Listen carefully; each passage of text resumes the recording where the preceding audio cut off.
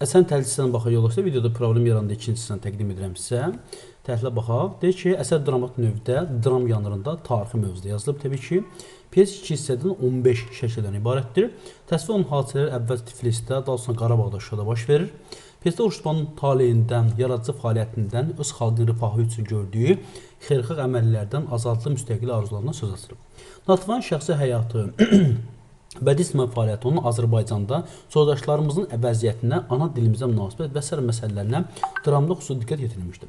Əsər dramatik konflikti Xuruşpanın çar hakim dairələrinə, xalqı düşünməyən yerli ağalara qarşı aparıcı mübarizə üzərində qurulmuşdur. Müəllifi düşündürən mühüm məsələ xalqımızın birliyi problemi əsərin diqqət mərkəzində saxlanılmışdır. Bunu da biz Xuruşpanın Natib öz dilindən eşidirik, hansı ki, demək canişinə söhbətində. Xuruşpan Natibin bu faciə vəziyyətdən doğan narahatlığını, etirazın çar canişini açıq bildirək. İki böyük dövlətin qədim bir tarixi olan Azərbaycan xalqı iki yerə parçalayıb, qardaşı-qardaşlıq ayrımı ədalətli iş deyil. Xuruşpanın Natibin obrazı, vətənpərvərliyi, yurduna, xalqına məhəbbəti, azadlıq, milli birlik ideallarına, sədaqəti, iki imperiyanın məkirli, parti hökumət siyasətinin mahiyyətini aydın dərk etməsi ilə diqqəti cəlb edir. Natibə insanın öz vətəninə, öz mənliyinə, layiqətinə, vicdan azadlığına sahib olmasını xoşbəxtlik istər və bu amal uğrunda bütün həyatı bu mübarizə aparır. Çar hakimindən istəyənin rəğmən Nativan mülkünü, torpağın geri qaytarma tələb edərkən yalnız özünü düşünmür, əslini, kökünü unutmayaraq, yuqarı mənim xalqım var deyərək xəbis niyyətli insanlara susturur. Nativanın fəaliyyəti timsalında əsərdə azadlıq, milli birlik, soy kökünə, xalqa bağlılıq, doğma yurda, ana dilinə məhəbbət, xeyirxahlıq, yüksək mənəvi dəyərlər kimi əks etdirilir. Xalqın müdafiəçi olan Nativan öz var dövlətinin sadə insanların güzaranını yaxşılaşmasına sərf edən xeyriyyəçi qadındır. O çətin duruma düşən insanların vəziyyətini yaxşılaşdırmaq üçün əlindən gələn edir. Şuşa əhalisi üçün öz imkanları hesabına su çəkdirir. Xalqın oyanışını, tərəqqisini, ilk növbədə təhsilə, elmlə bağlılığını xüsusi vurğulayır. Xuruşpanın maarifçi qadındır, diqqət maarifçi qadın, çünki o, demək, həm Fransaya, yəni Parisə, eyni zamanda Rusiyaya oxumaq üçün, demək, şagirdlər, tələbələr göndərir. O vətənin gələcək üçün təhsilli gənclərin rolunu dərk edərək xalqın haqq işini uğrundan mübarizə aparmağı, qabil yeni nəslin yetişməsini arzular. Bu məqsəd o kasıb kəndli uşaqları məktəbə cəlb etməklə, gəncləri xarici təhsil almaq göndərməklə vətəndə gələcəkdə böyük dəyişikliklər üçün zəmin yaradır. Əsər Natibin məhəbbəti, ailə həyatı, ədəbi fəaliyyəti bağlı səhnələrdə onun bir şəxsiyyət kimi bütövlüyünü dərk etməyə imkan yaradır. Dramda canişin Rusiya imperiyasının Azərbaycana maraqların ifadəsi kimi çıxış edir. O Natibana bicana qalmayan Knyaz Xasayı evlənmə, tərk etməklə Çar Rusiyasına sadaqətli tərəfdə qazanmaq kimi siyasi məqsəd güdür. Nativan öz haqqını israrla tələb edərkən canişin gücəsə getməsi də məhz bu niyyətini irəli gəlir. Lakin Nativanın vətənpərvərliyi, özünün xalqını ayırmaması bu niyyəti bıçağa çıxarır. Diqqətli olacaq, Nativan öz haqqını israrla tələb edərkən canişinin güzəştə getməsi də məhz ona güzəştə gedir ki, Knyaz Xasay ilə evlənsin və ruslara bir qədər qohum olsunlar, belə deyək. Amma Nativan vətənpərvərliyi və xalqına sadiqlik buna imkan verir. Knyaz Xasay obrazı əsərdə Nativanın şəxsi həyatı və ictimai fəaliyyəti barədə geniş söz açmağa imkan vermişdir. Dərin məhəbbətlə sevdiyi Nativanla ailə həyatı mürəkkəb hadisələr axarında uğurlu alınmazsa Knyaz Xasay düşdüyü çıxılmaz vəziyyəti haqqında müəllif doğru təsəvvür yarada bilir. Yəni o da belə başa düşmək olurdu onu hardasa. Oxucu əsərdəki Mirzə Ruhullah, Seyid Hüseyn, Midad xan, Məktəbəli və digər obrazlar barədə əhatəli məlumat əldə edə bilir. Əsərin yüksək bədii keyfiyyətləri, poetik üslubu, zəngin dil özəlliyi diqqəti cəlb edir. Yazıcı obrazlar öz səviyyələrə uyğun dillə danışdırır, yəni hərəsini öz dillə danışdırır. Ədəb antonimlərdən, amonimlərdən, sinonimlərdən, çoxməli sözlərdən, bədii təsnifatı vasitələrindən gembol istifadə etməkdən dialoqların təsir gücünü artırmasına, lirizmi güclənməsinə nail olmuşdur. Dramda xarakterlərin qarşılaşdırılması, bir-birinin zidd hadisələrin ardıcıl təsviri dramatik konflikti gərginləşdirir. Hadisənin təbii inkişafı, vazifə xəttə tərəfinin birləşməsi, eləcə də kompozisiya, bitkinlik əsərin mükəmməl bədii keyfiyyəti barədə təsəvvür yaradır. Dram Azərbaycanın bütövlüyü ideyasını irəli sürməsi baxımından çox əhəmiyyətlidir. Bax, Azərbaycanın bütövlüyü ideyasını irəli sürmə baxımından çox əhəmiyyətlidir və bu gün də öz aktını qorumaqda. Ədəbi ikiyə bölmüş vətənimizin taleyi, xalqımızın birliyi, azadlıq uğrunda mübarizənin davamlı olması və s. haqqında düşüncələrini Xuruşpanın həyatı fəaliyyəti ilə üzvü vəhddə əks etdirmişdir. Nativan obrazını canlandırmaqla müəllif əsas qayısı onunla bağlı problemə diqqət yetirmək, şəxsiyyətinin xalqın həyatında tarixi taleyində oynaya biləcək rolu üz nəzərə çatdırmaq olur.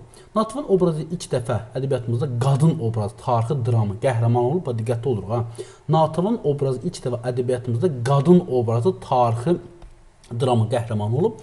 Pyesdə Azərbaycanın birli, bütövlü məsələsi diqqət mərkəzində. Natıfın Cənubi Azərbaycanın Şuşa gəmi Seyid Hüseyn ailə həyatı qurması Azərbaycanın birliyinin rəmzi kimi səslənir. Əsərin ilk şəkli Natəvan və Mirzə Ruhullahın Qafqaz canişinliyə gəlməsində başlayıb. Birinci şəkil təbii ki, qeyd etdiyim bunu. Natəvanın Qafqaz canişinliyə gəlməsinin səbəbi atasından qalan mülkü geri qaytarmaq idi. Canişin Natəvan haqqında Mirzə Fətəli Axundzadə ona danışdığını deyir.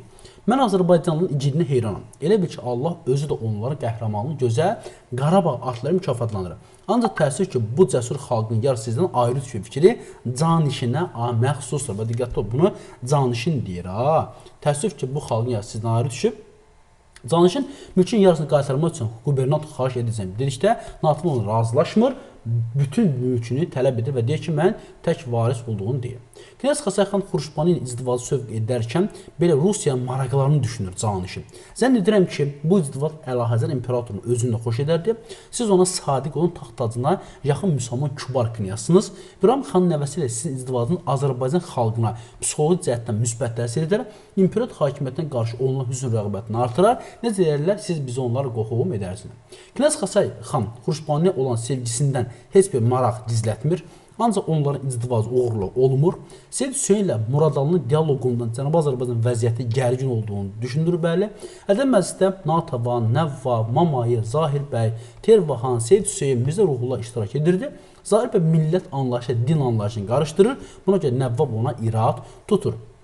Rusiya Lermontov Azərbaycan dilinin valih olub, onu Şərqin Fransa adlandırır. Fikir Tervahana, diqqətli oluruq. Dildən bağlı iki məsələ var burada. Eyni zamanda Aleksandr Duma Azərbaycan dilini və musiqi heyran olub fikirsiz Natəvana aiddir. Biz münasibətən təhlilində də qeyd etdik.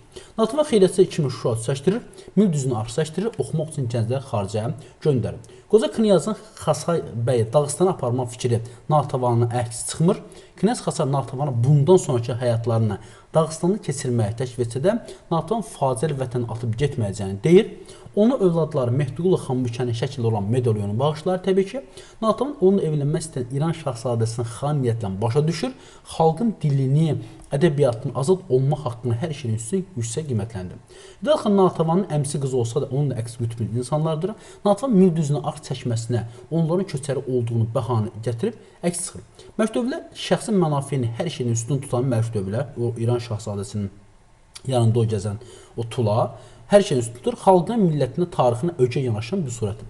Natəvan onu qab dili yalan nökər adlandırır. Diqqətli olacaq. Natəvan ətrafındakı söz-söhbətə son qoymaq üçün Ruhullahın məsləhəti Seyid Hüseyn ilə evlənir. 9-cu şəkildə Knyaz Xuruşbani nikahlarını təzələyib xaricə getməyə təklif etsə də o razı olmur. Onlar bir dəfəli ayrılırlar.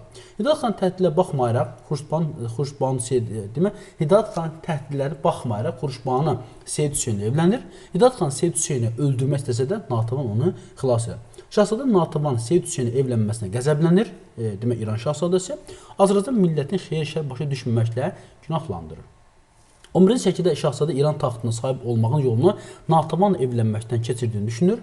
Məktəbdə Xuruşbanın ruslara üst tutduğunu deyir. Buna belə əsaslandırır ki, o dəstə cavanları Rusiyaya oxumağa göndərir. Şahzadə Natəvandan incimiş görməmək üçün məktəblərdən ona hədiyyə aparmağı tapşırır ki, sabah bir hədiyyə göndərəsəm. Şahzadənin qardaşının İran taxtına çıxmasında məktəblərin böyük rol olsa da, taxta çıxan kimi məktəblərin boynunu vurmaq istər. Şahzadənin qardaşı şahzadənin şübhələndiyi üçün onun gözdən çıxartmaq istər. Anası gizlincə şahzadə xəbər verir, o da canını qurtarır. Şahzadənin təxminənin atası kör kamançısı Eyvazı öldürür. Hansı ki, Eyvazın gözünü məsələ şahzadə çıxartdırmış, ne zaman onun gəlinini əlindən almışdı. Şahzadə Savalan dağına təklən Eyvazın gözünü çıxartdırıb, gəlini əlindən alıb qeyd etdik bunu. Bu işte Eyvazın öz dilindən eşidir, deyir mən həmin Eyvazam. Kör kamançısı şahzadəni öldürən zaman Murad da qapıdan onlara baxırdı, Murad daha doğrusu. Məktəblər satqının etdiyi öz dili etiraf edir, özünü öldürmək istəsə də buna cəsarət tapmır. Deyir mülküm getdi, satqın oldum və s. Özünü öldürmək istəsə amma buna cəsarət satmır. 13-cü şəkildə qala rəisi şahzadəsinin ölümü provokasiya hesab edir. Zahir bəy şahzadənin ölümü hara çevirsən Xuruşbanın sarayına gedib çıxdın deyir və birazdan biz görəcək ki, Zahir bəy məhz demək Mixailov Zahir bəyi fiş edir ki, sən satqınsan.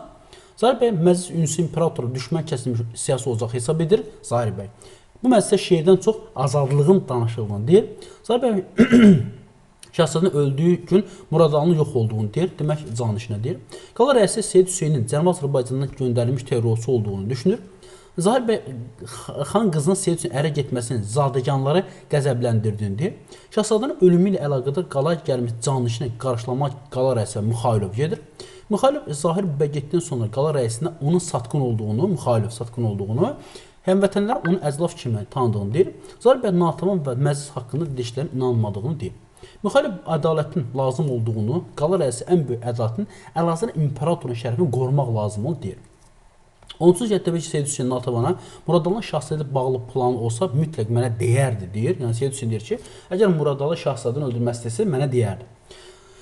Nəvaf xan qızından məclis ünsü üzvlərin bir-bir qalaya çağırıb soruq-sual edib qorxudulduğunu deyir. Mamaya Fərəc bəy onu çağırıb vətəndə vətənim yox misrasını imperatorun əleyhinə yazdığını deyir. Mamaya Fərəc bəy onu Fərəc bəy çağırıb. Bu da mənfi obraz idi.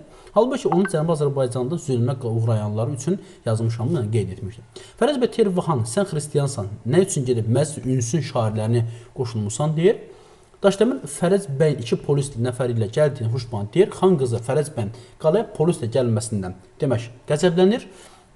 Onu qəbul etmək istəmir. Mirzə Ruhullahın məsləhətindən sonra qəbul edir. Fərəc bəy qalaya Seyid Hüseyni həbs etməyə gəlmişdir. Natəvan onun üzərinə qışqırır, dalbada kişi ilə vurur. Seyid Hüseyin ondan əl çəkməyə səbəb gətirib özü gedir. Onda öz şəkildə Canişin demək xan qızının Fərəc bəyin polislə qalaya gəlməkdə qabahat iş gördüyünü deyir. Canişin şahzadənin ölümündə İran şahı Rusiya ittiham etdiyini deyir. Canişin hətta Natəvanın da hökumətə qarşı düşmənçilikdə günahlandırdığını deyir. Canişin deyir təbii ki bunları. Ruşbanlıq vətən xainlərinin onlara düzgün xəbər vermədiyini deyir. Canişin heç olmasa Seyid Hüseyin azad olunmasını çalışdığını desə də tək o əri üçün gəlmədiyini deyir. Ruşban Canişinə xahiş edir ki, şahzadəni öldürməsi yəni Azərbaycan üzərinə bir qara kölgə olmasın. 15-ci şəkildə Zahir bəy Çar Rusiya tərəfindən həbs olunanlara yazıq deyir. Natəvan onları yox, onları satanları yazıq adlandırır. Şahmar Hidayət xan mil düzünə çəkilən arxa dağıtmasını Natəvana çatdırır, Şahmar çatdırır. Natəvan Hidayət xanı daha onu əmzadı olmadığını deyir, ondan imtina edir. Mixailov öz vəzifəsini istifa verir. Getmə öncə Azərbaycan xalqına hörmət etdiyi üçün Zahir bəy satqın olduğunu ordaşlara çatdırır. Mirzə Ruhullah əvvəldən Zahir bəy satqın olduğunu şübhələndir. Şahmar Zahir bəy öldürmək istəsə də Xurşban onu qarşısına alır. Onun fikri Zahir bəy ölümü heç nəyə dəyişməyəcək. Biri öləcək, başqa biri Zahir bəy peyda olacaq. Bunu Xurşbanın qarşısına alır. Xurşban satqınları Zahir bəy hələ millətin dini ayrı bilmədiyini deyir. Hidayət xan Natəvandan tutduğu yoldan əl çəkib mülkünə sahib çıxmasına, xalq deyə var yoxunu əlindən çıxmasına icazə verməməsini istəyib. Natəvan tutduğu yolun düz olduğunu, dünya bir də gəlsəydi, yenə də bu yola seçəcəyini deyir. Daşdəmir Knyaz Xasay bəydən Natəvana vida məktubu göndərir. Məktubu bütün var dövlətin əlindən alındığını, sürgündə olduğunu deyir və özünü öldürür. Demək, biz burada Knyaz Xasay xan özünü öldürdüyünü görürük. Mirzə Ruhullah Hidayət xanın saxsağanı vurduğunu deyir. Natəvan buna etiraz edir. Saxsağan xeyir xəbər gətirən quşdur. Xurşbanın Daşdəmir bəyimin hərəsinə 3 il artıq bir müddət ona xidmət etdiklərini 2 kisə, demək 2 kisə pul verib azad edir. Sonra xan qızı bütün kəndlilərə azad edir. Onlardan vergi almayacaqlarını söylər. Əsərin sonu nikbin bitir. Natəvan deyir ki, bu uçurumlu yolların sonunda bizi öz milli birliyini, azadlığını tapmış azad Azərbaycan gözləyir. Demək olar ki, əsər də nikbin sonluqla bitir. Belə dəyərli yoldaşlar, diqqətinizə təşəkkür edirəm. 2 hissədən ibarət bu videomuz. Mütləq hər ikisinə baxın. Növbəti video uzaqda görüşəcək. Təşəkkür edirəm.